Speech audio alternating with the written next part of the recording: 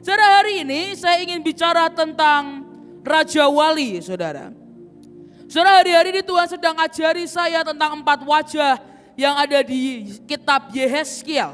Kalau saudara perhatikan di bagian kanan itu singa, kiri itu lembu, belakang Raja Wali, dan depan adalah manusia.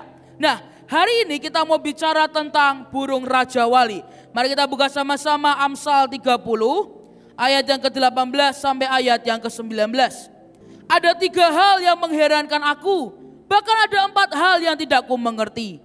Jalan Raja Wali di udara, jalan ular di atas cadas, jalan kapal di tengah-tengah laut, dan jalan seorang laki-laki dengan seorang gadis. Saudara, Alkitab berkata ada hal yang mengherankan, dan dalam terjemahan aslinya a mode of action atau bentuk tindakan Raja Wali ketika di udara. Saudara, burung Raja Wali ini adalah burung yang paling aneh, saudara. Saudara, dan itulah kenapa dia digambarkan sebagai burung yang ilahi. Karena ketika dia ini terbang, kita lihat burung yang lain, mereka mengepakkan sayap berkali-kali, saudara ya. Tapi burung Raja Wali, dia tidak perlu banyak-banyak mengepakkan, tapi dia dalam jangka panjang, dia bisa terbang tinggi dan tanpa perlu mengepakkan sayapnya berulang-ulang kali. Ketika ada badai, burung-burung lain akan kabur dan mencari perlindungan. Tapi seekor burung Raja Wali akan masuk ke dalam badai dan dia terbang di tengah-tengah badai. Saudara, burung Raja Wali itu juga aneh. Saudara, mereka itu bercintanya di angin-angin, saudara, di awan. Dia enggak di bawah, mereka bercinta itu di atas. Jadi ini burung yang aneh, saudara. Yang lain sukanya di bawah, dia sukanya di atas. Nah, saudara perlu mengerti, ini sisi keilahian manusia roh kita, saudara. Jika sisi Raja Wali ini muncul, maka kita benar-benar menjadi ada keilahian Tuhan yang luar biasa terjadi dalam hidup setiap kita. Mujizat akan terjadi, kuasa Tuhan akan terjadi, urapan Allah dahsyat sekali. Itu kenapa? Karena ada sisi Raja Wali kita, sisi keilahian manusia roh kita itu sedang muncul, saudara. Tapi saudara perlu mengerti, sisi Raja Wali ini tidak 24 jam keluar, saudara. Karena tetap bagaimanapun kita itu manusia. Saudara, dan itulah kenapa kita perlu bergantung kepada Tuhan sepenuhnya 24 jam, saudara.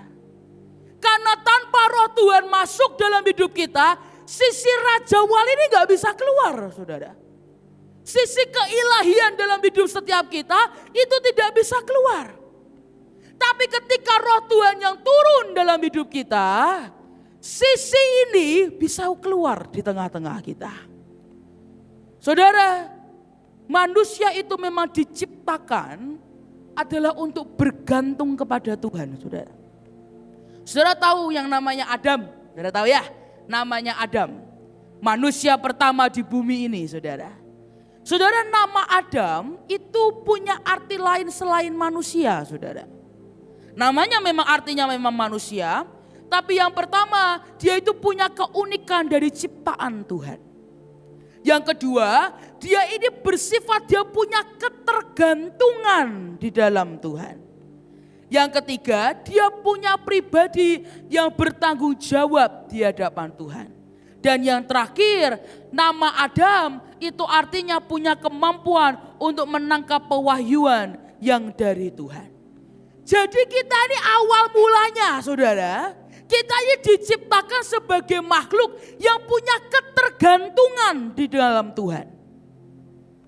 Tidak ketergantungan dengan orang lain, tidak ketergantungan dengan obat, tidak ketergantungan dengan yang lain.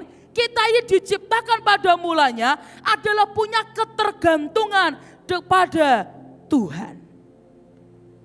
Saudara, dan jika kita sekali lagi tidak bergantung kepada Tuhan, sekalipun ada sisi Raja Wali, sisi singa, sisi lembu, tetap ada sisi manusia, saudara. Dan kalau kita perhatikan bagaimana cara roh Tuhan itu bekerja ketika dia yang menguasai, bagaimana bisa sisi keilahian ini muncul. Yeskiel 2 ayat yang pertama, saudara. Firman-Nya kepadaku, hai anak manusia, bangunlah dan berdiri karena aku hendak berbicara dengan engkau. Saudara perhatikan dia berkata bangun, berdiri, aku hendak berbicara dengan engkau. Tapi apa yang membuat mereka bisa berdiri, saudara? Siapa yang bisa membuat mereka berdiri? Ayat berikutnya, ayat yang kedua. Sementara ia berbicara dengan aku, kembalilah rohku ke dalam aku dan ditegakkannya aku. Kemudian aku mendengar dia yang berbicara dengan aku. Tapi dalam terjemahan lain dikatakan masuklah roh Allah ke dalam diriku dan ditegakkannya aku.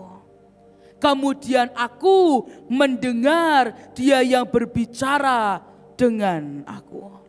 Jadi maksudnya begini, saudara. Tuhan memberikan perintah, dia berkata ayo berdiri. Berdiri dengan tegak karena aku mau berbicara dengan engkau. Dan ketika rohnya Tuhan berkata ayo berdiri, rohnya itu masuk dan menguasai Yeskiel, membuat dia berdiri. Sudah bisa paham ya? Kita ini hidup kalau bukan karena Tuhan gak bisa. Saudara. Apapun yang Tuhan perintahkan, itulah kenapa dia Tuhan yang bertanggung jawab.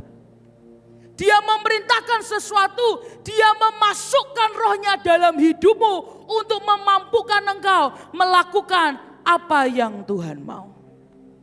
Saudara, dan inilah sisi keilahian, saudara. Saudara, saya pernah dengar cerita Pak Yusak lewat khotbah papa saya. Saudara, hari itu beliau cerita Pak Yusak itu pernah didatangi orang rame-rame, saudara. Dan orang begitu banyak datang dan mencoba mengancam Pak Yusak dan ditanyai mau mati pakai cara apa katanya. Tapi hari itu roh Tuhan berkuasa atas Pak Yusak dan dia berkata gini caranya, gini. Dikuasai roh Tuhan sedemikian rupa membuat Pak Yusak berani diajak ngomong bubar semuanya. Kejadian yang serupa pernah terjadi, mau dirampok orang, saudara. Mau dirampok orang, diteriakinnya apa? Bukan tolong, bukan. Dalam nama Tuhan Yesus. Dalam nama Tuhan Yesus. Dalam nama Tuhan Yesus. Gak jadi dirampok, saudara.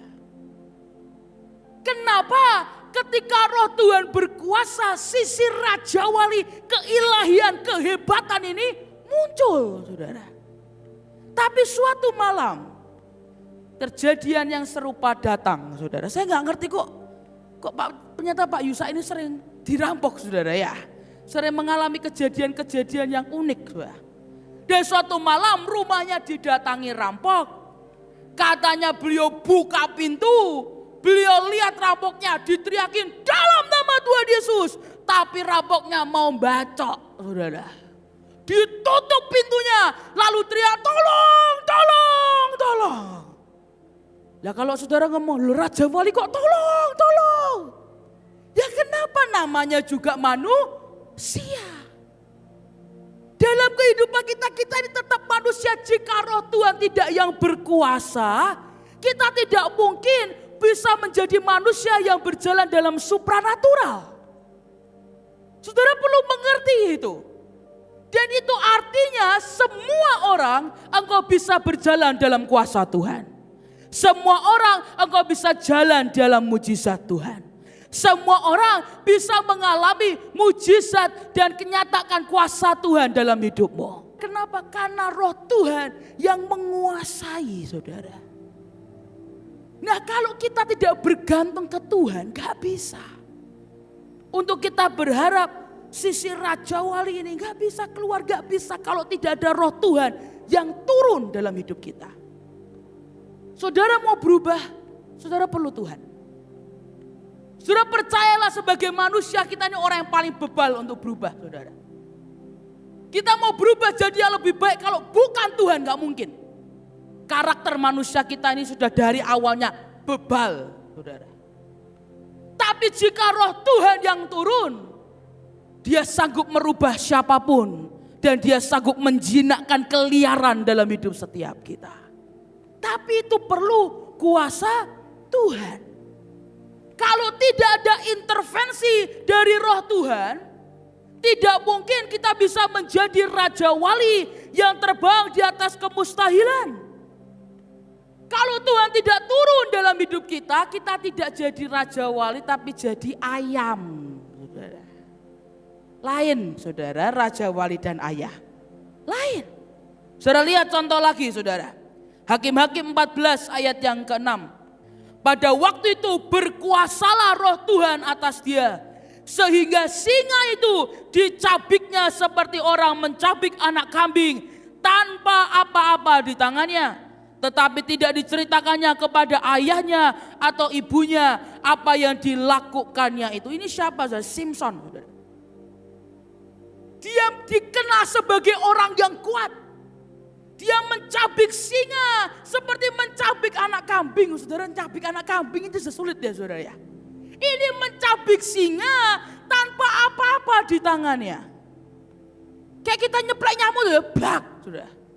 Nah seperti itu Simpson mencabik-cabik singa. Tapi kalau kita perhatikan apa yang membuat Simpson bisa begitu kuat. Apa yang bisa membuat ada supranatural yang terjadi. Karena hari itu firman-Nya berkata berkuasalah Roh Tuhan atas Simpson. Saudara sekali lagi kita ini mengharapkan mujizat apa? Kita berharap supranatural seperti apa kalau kita tidak bergantung kepada Tuhan. Dan sadar bahwa itu karena Tuhan. Gak bisa saudara. Tapi jika Roh Tuhan berkuasa atas hidup setiap kita, itu hebat dan luar biasa. Ada goncangan seperti apapun tidak akan mematikan saudara. Tapi membuat kita akan terbang semakin tinggi. Saya harap kita menyadari bahwa kita hari ini kita bisa menjadi raja wali jika Rohnya yang berkuasa dalam hidup setiap kita. Tapi begitu sekali lagi Rohnya yang berkuasa, kita akan menjadi manusia yang supranatural. Mujizat terjadi, terobosan terjadi, lawatan terjadi. Sisi raja wali itu yang akan keluar dari hidup setiap kita. Saudara, saya secara pribadi saya tahu jika bukan Roh Tuhan yang menguasai saya, hari ini saya nggak bisa berdiri di depan saudara. Saudara, karena kalau saudara mau lihat saya yang dulu, saudara. Ada beberapa dari saudara yang ikut EZRK dari zaman saya setelah menggantikan papa saya, saudara. Itu mengerikan. Saya pun ogah dengerin khotbah saya sendiri, saudara. Mengerikan. Saudara, saya itu khotbah, saudara, sejujurnya ya saudara. Dulu saya nggak tahu bahwa itu kuasa Tuhan. Saya pikir itu kehebatan saya. Saya pikir itu karena usaha saya belajar cara khotbah yang benar, membuat saya bisa mengalami akan lawatan Tuhan. Saudara, saya masih ingat dan berkali-kali saya cerita di depan saudara. Saya pikir dulu orang yang keren itu kalau doain orang rebah, ya saudara. Saya pikir dulu itu keren dan saya lihat hamba Tuhan, wih keren banget, doain orang rebah, bam, bam, bam, bam. Saya pernah lihat papa saya buka jaket saudara. Buka jasnya sekali tebas. Dar. Orang mental. Bak, bak, bak, bak, bak, bak. Nah sejak itu saya bilang. Keren ini. Saya bilang. Dan saya lihat ada begitu banyak anak muda. Yang juga punya kerinduan seperti saya. Kepingin apa? Tangannya sakti. Saya masih ingat junior, saya lupa antara di Kalimantan atau di Manado saudara. Kita berjejer beberapa itu bersepuluh atau yang gede-gede gak ikut-ikutan saudara. Yang seumuran sama saya termasuk Bapak Joshua ikutan sama saya saudara. Kita kan jejer rapi satu baris. Dan setiap itu junior akan saling mendoakan. Dan kalau rebah belakang itu kasur saudara. Jadi kasur kami tata begini, kami berdiri, kami perhatikan supaya kalau jatuh nggak sakit, saudara ya. Jadi saya lihat ke belakang, oke kita jajar. Harus saya masih ingat AL yang lagi mendoakan saya. Dia doakan saya. Rasa pingin jatuh enggak? Enggak El. Saya bilang. Goyang dikit, enggak terlalu. Saya bilang. Enggak kerasa gimana ada yang membakar, menggelitik. Enggak ada itu saya bilang. Dia coba ke Bevis. Bev, gimana Bev? Enggak El, enggak kerasa apa-apa. Sudah dari hari itu dia terus lanjutkan dan kita secara bergiliran mendoakan saudara kita. Ada satu titik saya sungkan saudara. Kok saya nggak pernah jatuh sendiri, akhirnya saya menjatuhkan diri. Supaya saudara saya senang saudara. Dan hari itu saya nggak pernah berpikir, dan itu percayalah. Saya lihat lagi orang, waduh ada orang tuh juga punya obsesi yang sama tapi caranya salah saudara. Pakai acara smackdown, dar, itu depan mata saya. Sampai sekarang memori itu masih fresh di pikiran saya. Sampai sekarang. Sudah tahun berlalu, semua berjalan, saya mulai tambah dewasa, tapi saya masih nggak ngerti ini, saudara. Sudah saya masih ingat saya datang dengan Bevis, kami pelayanan di Ungaran kalau nggak salah dekat dengan Semarang, saudara. Papa saya masih hidup waktu itu. Kami berdua dan hari itu mungkin sekitar 100-200 anak muda datang full, gerejanya full. Bevis mulai khotbah, bam. Dan Bevis mulai, siapa yang mau doakan? Lari ke depan. Gak ada yang maju. Saya sebagai teman pembicara pun rada isin. Saya di depan, saya duduk diam. Dia coba lagi, dia berdoa, dia nyanyi. Wah tahu memang ketahanan Bapak Bevis itu luar biasa. Wah dicoba lagi. Siapa yang mau maju ke depan? Gak ada yang maju satupun. Terakhir saya tahu dia sudah mulai tidak ada harapan lagi. Dia panggil saya undang saudara saya Sasa, mari maju ke depan. Dan selesai dia keluarkan mic, tolong saya tolong dia bilang. Saya coba dengan kegarangan singa. Ayo siapa yang mau doakan, mari maju ke depan. Hening, 1 jam bayangin. Khotbah Bevis cuma 20 menit. 1 jam kita coba orang maju altar call, gak ada yang maju. Saya udah dari bahasa kasih sampai bahasa pengancaman. Saya bilang saudara gak tahu kapan terakhir kalinya engkau hidup di dunia ini lagi. Mari maju, gak ada yang maju. Setelah selesai saya cuma deketi Bevis, saya bilang udah lebih pulang aja lah. Saya bilang gak bisa, dia bilang gak bisa, udah pulang aja. Dan hari itu saya masih ingat Bevis tutup doa. Kita turun dari mimbar, waduh malunya setengah mati saudara. Ibu pendetanya datangi saya dan Bevis, saya bilang, Mbak gak apa-apa ya. Sebenarnya tadi saya mau maju kok Mbak.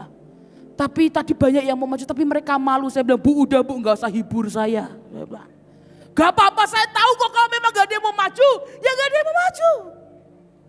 Dan hari itu saya pulang, waduh sudah campur, saya mikir Tuhan dan saya merasa gagal.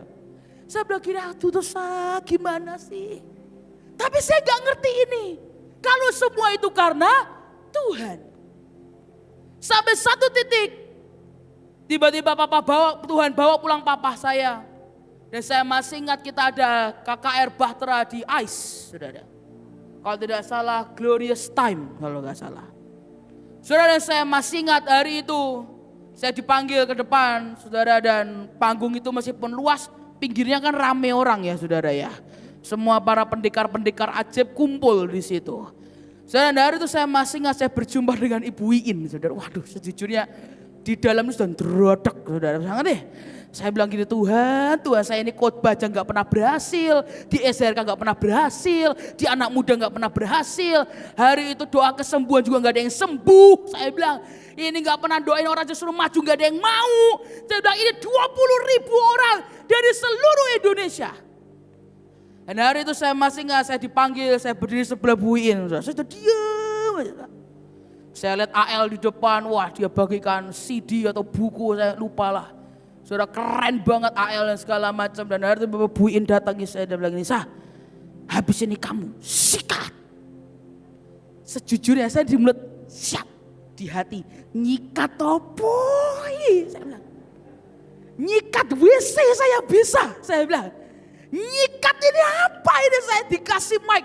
Mau mundur gak bisa, saya masih ingat. Hari itu pasukan para jenderal-jenderal Mahanaim di belakang saya saudara. Mau mundur salah, mau maju salah, saudara. Saya mau kabur gak bisa karena saya berdiri sebelah Bu Iin, saudara. Dan hari itu saya masih ingat, saudara, saya maju ke depan. Saudara, dan saya selama maju ke depan saya cuma bilang, Tuhan, ini waktu yang tepat untuk mempermalukan anakmu, saya bilang. Saya maju ke depan, saudara percaya gak percaya? Tapi hari itu tiba-tiba Roh Kudus bimbing saya. Dan saya bilang, Tuhan, saya nggak tahu lagi, saya menyerah, saya nggak bisa, tapi Engkau yang bisa, tapi saya nggak tahu gimana caranya. Saudara, hari itu saya khotbah, saya sampaikan pesan Tuhan, sampai sekarang saya nggak ingat khotbahnya apa. Saudara, tapi tiba-tiba ada muncul keberanian, saya bilang, siapa yang mau akan maju ke depan, baru mikir, kalau nggak ada yang maju gimana. Itulah kenapa saudara perlu mengerti, itu keberanian dari mana? Tuhan. Secara manusia saya gak mungkin saya berani ngundang orang maju ke depan altar call, gak mungkin. Tapi hari itu saya masih ingat, mungkin 1.000 orang datang banyak. Saudara, saya naik ke atas. Saudara, panggung itu kan waktu itu ada beberapa trap, saudara. Saya naik ke yang paling atas. Dan saya bilang, ini gimana cara doainnya, saya bilang. Saudara, saya tuh ngucap syukur BMN tuh luar biasa, saudara ya. Dia itu kalau ngerekam itu posisinya kairosnya tepat, saudara. Saya ada orang media itu jongkok di sebelah sana, saudara, dengan bawa kamera begini. Saudara. Mereka sudah siap menangkap saya mendoakan orang. Dan saya bilang gini, cialat tuh Tuhan. Ini sudah siap direkam, saya tuh ngucap syukur BMN ada di situ, saya juga gak mikir kenapa dia bisa di situ. Saya bilang gini, ini kalau saya doain orang, gak terjadi apa-apa, malunya kayak apa coba saudara. Dipasang dia LED gede-gede lagi. Tapi hari itu sudah saya bilang, udahlah gak tahu lah Tuhan, mari kita coba. Saya masih ingat, sampai sekarang videonya saya simpan di Instagram saya, saudara. Kenapa itu pengingat buat saya. 2 perempuan berdiri di depan saya. Saya lupa saya doakan kanan dan kiri, kayak sepertinya saya doain yang kiri. Yang rebah yang mana? Yang kanan. Bam! Saya tuh kayak orang blow on, saudara.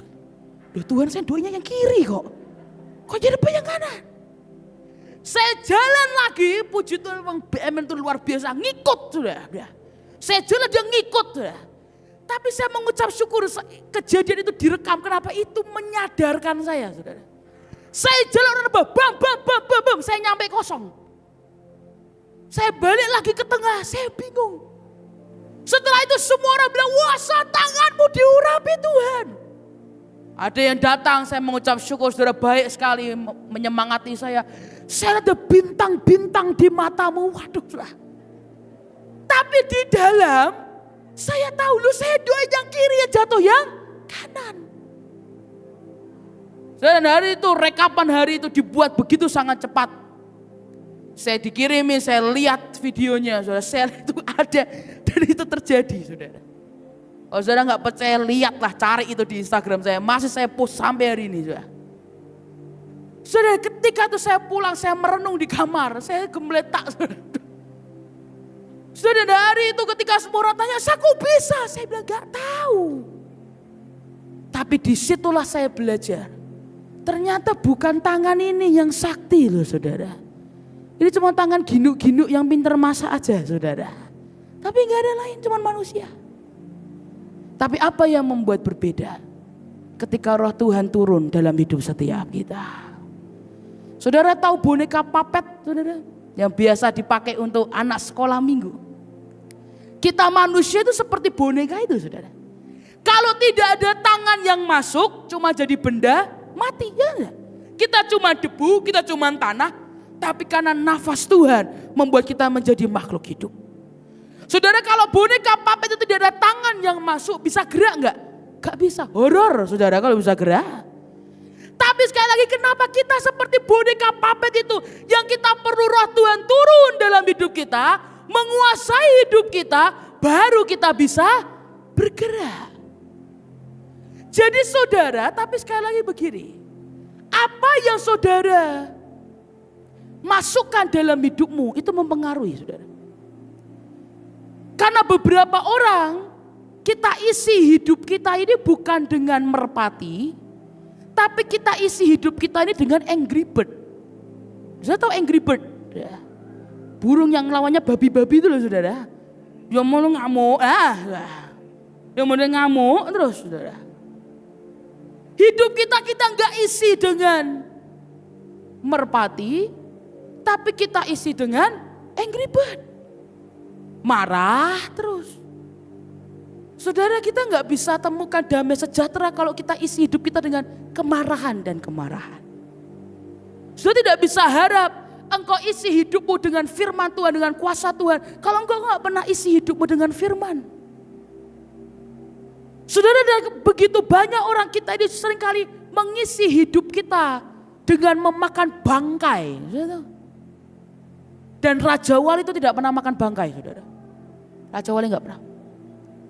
Setan akan berusaha membuat kita makan sesuatu yang bukan makanan kita. Raja Wali tidak pernah didesain, tidak pernah dibentuk untuk memakan bangkai. Sama halnya dengan singa nggak pernah makan sisaan, saudara.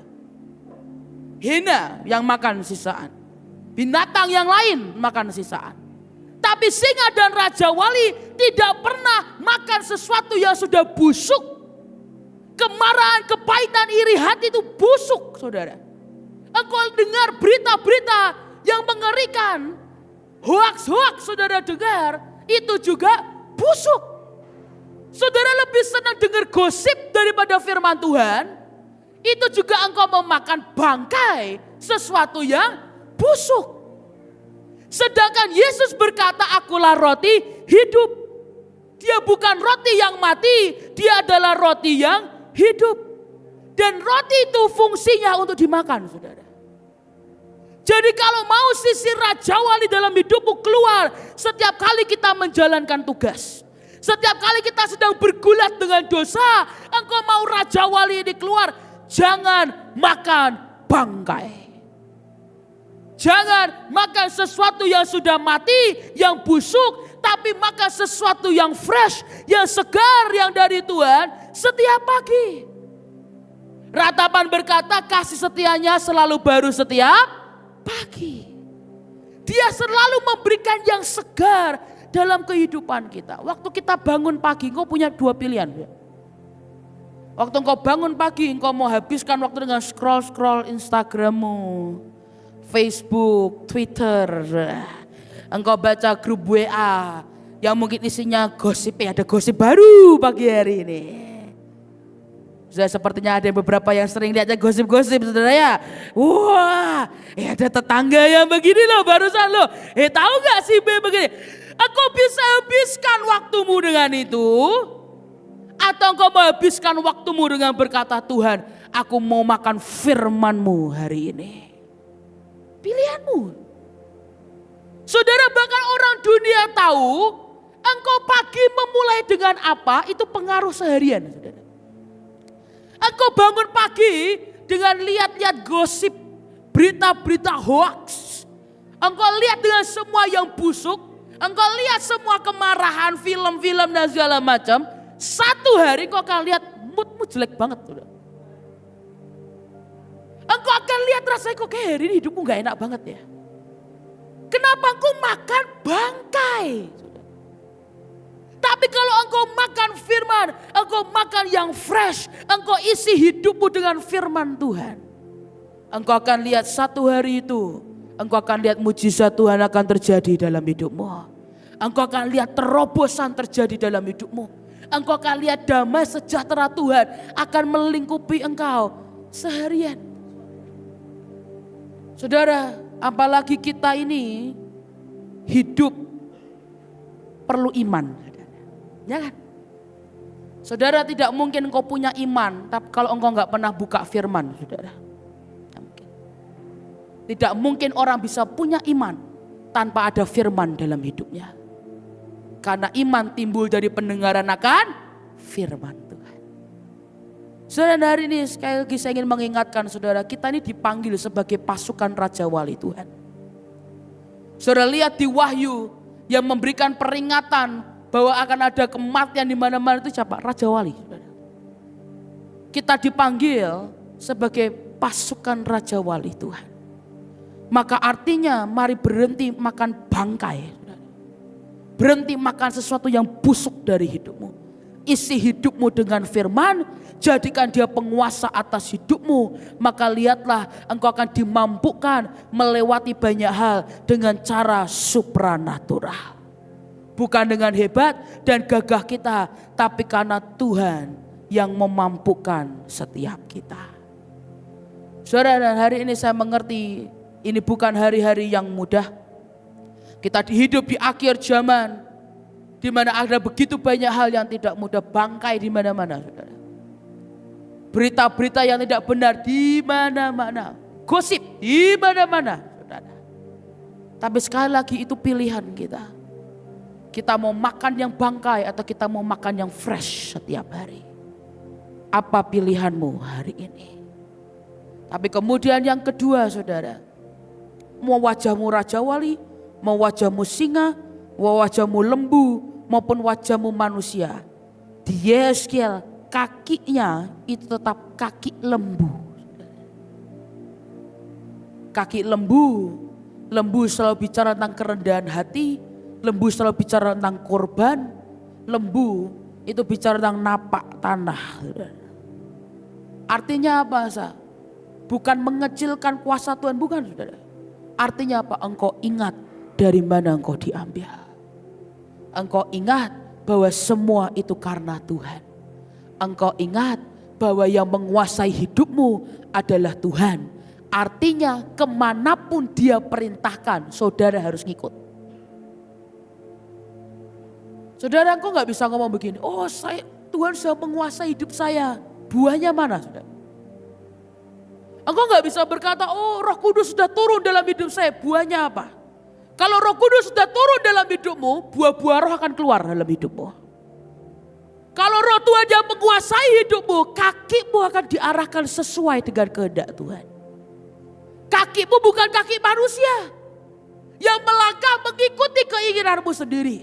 Tapi kakimu mengikuti apa yang Tuhan mau dalam hidupmu. Nah, sekali lagi kita boleh terbang tinggi bagi Raja Wali. Kita boleh mengaum seperti singa, tapi ingat kaki kita tetap kaki lembu. Kemanapun dan apapun yang Roh Tuhan arahkan dan perintahkan, saudara harus ikuti.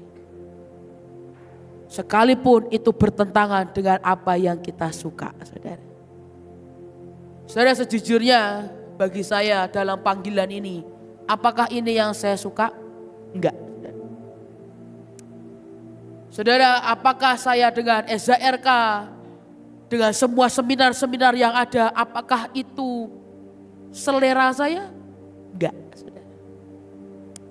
Tapi saudara perlu mengerti hidup dalam panggilan Tuhan itu enggak bisa sesuai yang kita suka kok, saudara. Hidup dalam Tuhan enggak bisa selalu mengikuti apa yang kita mau. Karena seringkali apa yang kita mau itu berbeda dengan apa yang Tuhan mau. Saudara, di tahun ini Tuhan itu bukakan begitu banyak hal. Di tahun lalu SHRK Jakarta Kelapa Gading saya mengucap syukur tetap bertahan. 8 tahun tetap bertahan. Puji Tuhan, saudara. Buat saya itu anugerah, saudara. Karena berkali-kali tambah waktu pandemi dan segala macam, saudara. Pindah dari tempat ke tempat, pindah tempat. Dan sampai hari ini akhirnya Tuhan taruh kita di Gading Marina, itu anugerah Tuhan. Berjalan berapa tahun Tuhan suruh buka di Semarang. Lu kan enak tuh, jadi kesannya banyak cabang. Sudah bebannya besar, saudara. Gak semudah itu, saudara. Tuhan suruh buka di Semarang. Tahun ini buka di Tangerang. Saudara, dan di tahun ini juga Tuhan berikan seminar Imamat Rajani di Surabaya. Jadi setiap bulan ada 1 minggu itu saya gak pulang rumah. Saya mulai dari Senin di sini, besok 2 hari. Kemudian pagi-pagi saya harus terbang ke Surabaya 2 hari. Belum lagi, saudara, saya tambahan lagi ada pelayanan di hari Sabtu, Minggu 2 kali, saudara. Sudah sejak saudara tanya, enak gak, Sah? Gak enak. Dari seneng ke Surabaya dan ke Jakarta sampai bingung sekarang mau ngapain di sini, saudara. Dari seneng ke Surabaya kulinerannya enak sampai bingung mau makan apa sekarang di Surabaya. Dan orang mulai tanya, enak gak sah? Ya, gak enak, tapi saya tahu kaki saya ini kaki lembu. Saya harus ngikut kemanapun roh Tuhan mau. Gak bisa gak? Saudara, apapun yang terjadi harus tetap ngikut sekalipun bertentangan dengan apa yang kita suka. Tapi bukan berarti kita ngikuti Tuhan dengan gimana sih Tuhan, gimana sih Tuhan. Itu ngomel tiap hari itu namanya gak ikut Tuhan, saudara. Kelihatannya rohani tapi itu rohana, saudara. Itu bukan ikut Tuhan itu namanya. Kaki lembu engkau ngikut tuh gak diseret tuh saudara. Engkau harus jalan dan mengikuti kemanapun Tuhan mau. Engkau perintahkan aku ke sana, oke, I'll do it, aku akan kerjakan. Saudara kemarin retret di Eropa. Gak enak toh saya jalan-jalan enak dari mana toh saudara. Persiapan retret ini saudara. Saudara tahu ini begitu banyak hal yang terjadi untuk retret ini saudara. 70% yang ngurus retret ini seorang pasukan Tuhan. Dia ngurus 70%-nya, dia lagi pulang ke Indonesia. Dia pulang ke Manado saudara. Cuman sebentar mati mau balik lagi ke Belanda dan ikut retret. Mati di Manado. Saudara dan saya tahu itu mengguncang pasukan yang ada di Eropa. Sampai mereka bilang seperti sayap saya itu patah satu. Kenapa? Karena beliau adalah salah satu pilar di situ. Di hari saya berangkat, anak buah saya di Semarang dalam hari bersamaan tabrakan. Disundul mobil dari belakang. Lu sudah ini enggak main-main. Saudara kami berangkat ke sana, biayanya euro itu lagi naik, saudara. 17.000 atau berapa? 1 euro. Dari awal saya bilang gini, secara manusia hitungannya gak bisa. Tapi sekali lagi, no choice. Kakimu kaki lembu. Engkau harus ikuti yang Tuhan mau. Tapi ketika kita mengikuti yang Tuhan mau, sekali lagi seperti Yeskel dan apa yang terjadi kepada Simpson, Tuhan yang memampukan. Saudara kalau dengar cerita beberapa orang, saudara mungkin dengar cerita dari Bapak Joshua, pernah cerita KKR di luar negeri, buruh di waktu itu ya Jos. Itu gak murah loh saudara. Kita di sini, sepakat, amin, haleluya. Itu yang kemut-kemut, saudara. Gak gampang, daging. Loh saudara kalau mau ngomong daging ya enak di rumah tuh saudara ya. Ngerjain yang sudah ada. Kesannya kok nyari masalah, kan gitu. Loh, apalagi saya ini orangnya pragmatis saudara. Kalau beli itu damai, lebih enak. Tapi gak bisa, kenapa kaki kita kaki lembu. Engkau harus ikut kemanapun roh Tuhan kau perintahkan. Karena itu menjadi buah nyata bahwa hidupmu dikuasai oleh roh Tuhan. Jangan bilang hidupmu dikuasai oleh Tuhan kalau engkau tidak pernah mau ngikut apa yang Tuhan mau. Gak bisa. Itu cuma ngomong tok. Itulah kenapa Tuhan berkata engkau ikut aku sangkal dagingmu dan pikul salibmu. Ya kan saudara? Ikut Tuhan itu gak enak tapi aman. Saudara. Ikut Tuhan tuh gak nyaman, tapi aman. Kenapa? Engkau tahu nanti ketika engkau pulang, selesai dengan dunia ini, engkau tahu engkau pulang kemana, ya kan? Pasti aman. Kenapa? Engkau terima keselamatan yang dari Tuhan. Hari ini saya sungguh-sungguh berdoa, saudara. Engkau boleh berkarunia dengan luar biasa, engkau punya kuasa yang luar biasa, tapi ingat kakimu harus tetap seperti lembu yang engkau mengikuti kemanapun yang Tuhan mau. Dan apapun yang terjadi, engkau ingat bahwa semua karena Tuhan. Saudara. Engkau mampu itu karena Tuhan, engkau kuat karena Tuhan, engkau berubah juga karena Tuhan. Nah, saya sungguh berdoa pasukan Raja Wali Tuhan, mari terbang semakin tinggi, mari terbang semakin tinggi. Tuhan mau berikan kuasa dalam hidupmu. Sekali lagi mendoakan orang itu bukan hanya orang-orang tertentu. Semua kita bisa mendoakan orang. Menyembuhkan orang sakit enggak hanya orang tertentu. Kita semua bisa kok. Asal kita mau roh Tuhan yang menguasai hidup kita. kaki kita mengikuti yang Tuhan mau, dan saudara akan lihat kuasa supranatural Tuhan akan turun di tengah-tengah kita. Amin. Amin.